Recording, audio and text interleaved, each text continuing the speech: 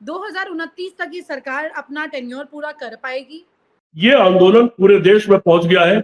ये सरकार के लिए बहुत बड़ी चेतावनी है। और जहां तक इसका सवाल है कि 2029 तक सरकार चलेगी या नहीं चलेगी, सरकार के पास क्योंकि बहुमत है, या तो सत्ता पक्ष के जो सांसद, जो 100 से ज्यादा सांसद हैं, जो मूलतः ज्यादातर उसमें कांग्रेसी हैं और बाकी दलों के भी हैं, कुछ और सांसद जो मिल गए हैं, या ऐसी पार्टियां जो मूलतः भाजपा ही नहीं है लेकिन भाजपा के साथ सरकार को समर्थन दे रही है, अगर वो इस आहट को सुन सके कि पूरे देश में नाराजगी है, क्योंकि 50-60 हजार छात्र अगर दिल्ली पहुंच गया है, इसका मतलब देश नाराज है। वो इंडिकेशन होता है। कभी भी लाखों लोग, करोड़ों लोग नहीं निकलते, कुछ उनके प्रतिनिधि के तौर पर लोग निकलते हैं जो जो जागरूक होते हैं। इसका मतलब यह है कि देश के भीतर एक भारी गुस्सा इस सरकार के खिलाफ व्याप्त हो गया है और सरकार उसको समझने में नाकामयाब है। दोस्तों नमस्कार, मैं हूं विनीता यादव और आप देख रहे हैं न्यूज नशादत हर खबर की। एक बड़ा सवाल ये है कि जिस तरह का आंदोलन शुरू हुआ है, क्या ये वाकई में एक बड़ा बदलाव लेकर आएगा?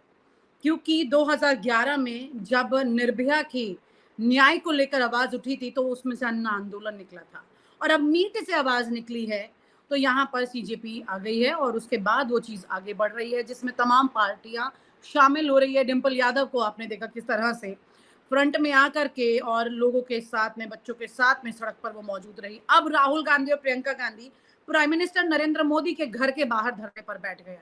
तो ये पुराना वो वाला दौर याद आ रहा है जिसमें बकायदा विपक्ष जो है वो हर जगह सड़क पर बैठ करके आवाज उठाता था। लेकिन ये इतनी देरी क्यों हुई? और चलिए कोई बात नहीं, देरी हुई, लेकिन एंटी इंकम्बेंसी क्या वाकई में असर करने जा रही है?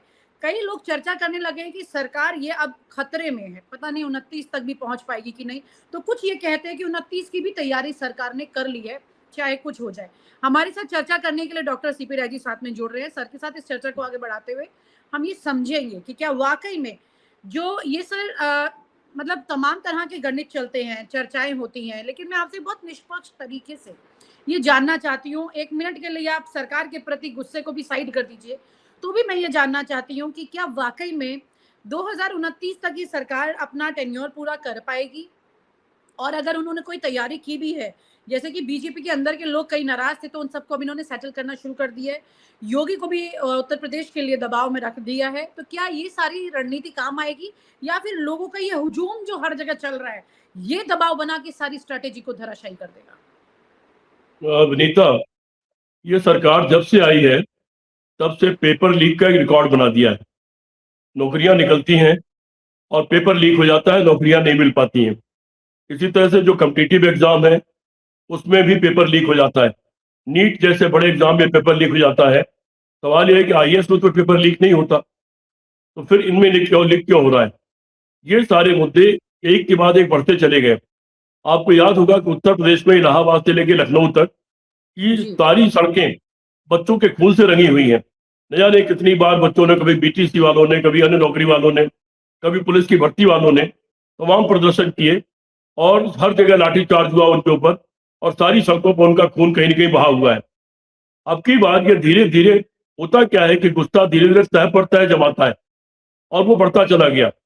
इस बीच राहुल गांधी ने गूंज के नाम से एक कार्यक्रम शुरू किया और वो लगातार छात्रों और नौजवानों का मुद्दा उठा रहे हैं। वो पिछले दिनों कोटा में उन्होंने एक बहुत बड़ा आयोजन किया गूंज के नाम से, और उसमें बहुत बड़ी तादाद में नौजवान इकट्ठे हुए। उन्होंने छात्रों और नौजवानों की बात की। फिर देहरादून में किया, उसके बाद अभी पटना में और इलाहाबाद में और कहाँ का सब जगह गूंज के नाम से उनके कार्यक्रम के आयोजन है। तो हुआ क्या कि पूरे देश में एक माहौल बन गया, और वो चूंकि नेता विरोधी दल भी हैं और इस वक्त सबसे अधिक पॉपुलर लीडर है नरेंद्र मोदी के साथ साथ, तो उनकी बात गांव गली तक पहुंच गई। तो जो ही एक कॉल आया कि चलो दिल्ली, और दिल्ली में अब लड़ाई लड़नी है और संसद को घेरना है, तो एक बड़ी तादाद में नौजवान देश भर से निकल पड़ा।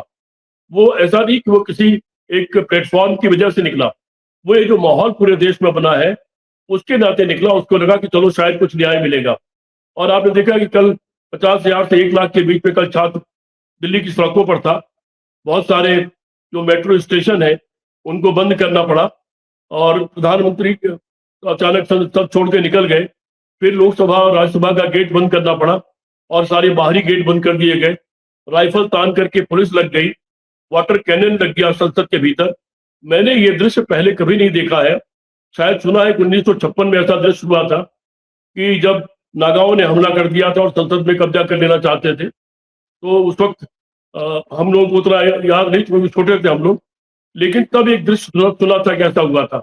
उसके बाद पहली बार ये दृश्य देखने को मिला है तो कि 2011 संसद में भी के, इससे ज्यादा एक तस्वीर सामने निकल के आई थी, क्योंकि तब लेकिन मुझे तब याद है तब राष्ट्रपति सर, भवन के दरवाजे पर युवा चढ़ गया था, इंडिया गेट पर नहीं, टीयर गैस। वो वो वो जो बलात्कार था उस पर हुआ था, निर्भया वाले मामले पर, हाँ, और लेकिन अचानक बिना आवाज किसी वहीं से जानकारी, शुरू हुई थी सर। बिना किसी, सरकार मुझे लगता है ये समझने में कभी-कभी चूक जाती है, युवा का जो तो मुद्दा होता है वो मैं सल्तनत मैं बदल देता है। एक मिनट अपनी बात पूरी कर लूं इनमें। तो वो 2011 में निर्भया में किसी को जानकारी नहीं थी।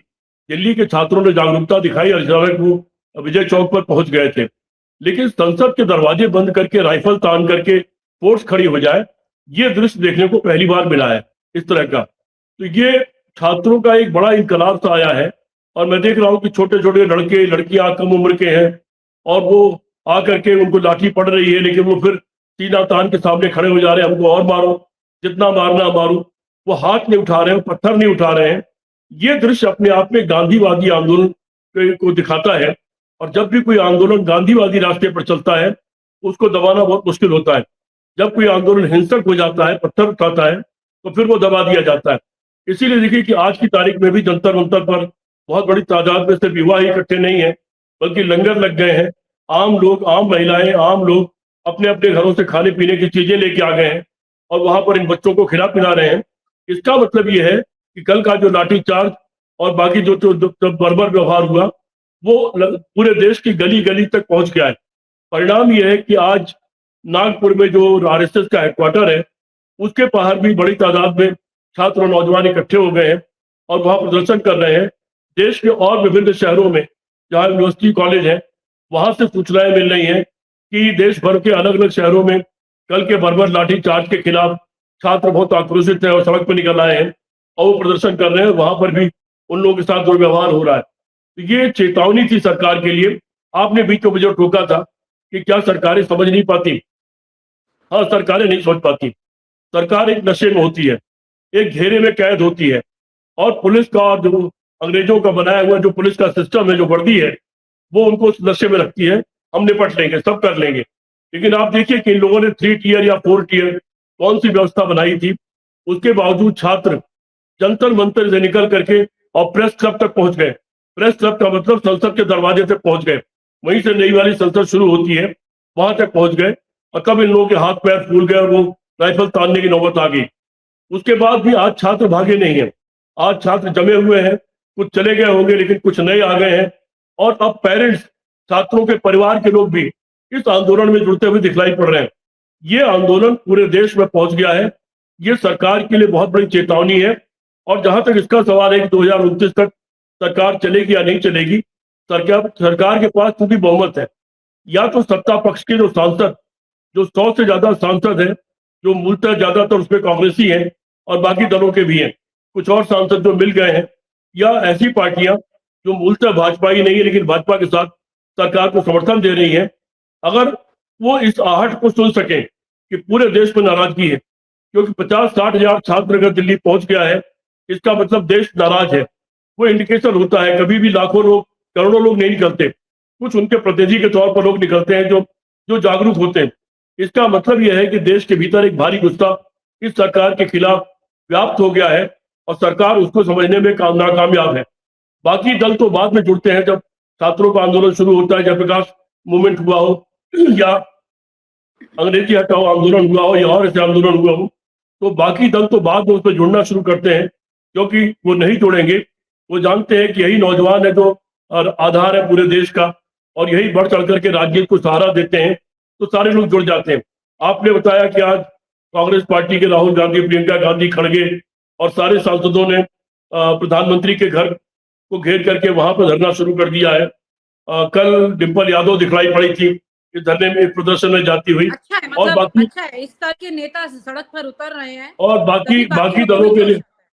बाकी कई दलों के नेता भी और एमपी लोग भी इससे जुड़ते हुए दिखलाई पड़ रहे हैं। ये जरूरी है, छात्रों के बहाने ही सही, कम से कम नेता सड़क पर तो उतरे। हाँ, तो और ये छात्रों के बहाने ही सल्तनत बदल जाती है सर। मैंने तो देखा कि जी छात्रों को फायदा हो ना हो, पॉलिटिकल पार्टी जरूर फायदा ले जाती है। नहीं, फायदा उठाने की बात नहीं, जुड़ना पड़ता है। जब कोई जनमत होता है, जनता की कोई मुद्दा होता है, उससे जुड़े बिना आप राजनीति नहीं नेताओं कर को सकते। लेकिन इससे भाजपा भी भी, अवेयर होना, नेताओं को समझना पड़ेगा ना कि जनता बदल सकती है आपको, अपने लिए भाजपा, बदलती है, आपके लिए नहीं बदलती आपको। जी भाजपा भी इन छात्रों और नौजवानों के कंधों पर और जनता के कंधों पर चढ़ करके यहाँ एग्जैक्टली, सत्ता तक आई है। वो भी बिल्कुल अपने आप सच, नहीं आई है, बिल्कुल छात्रों, सही। नौजवानों के, किसानों के कंधे पर चढ़ करके आई है।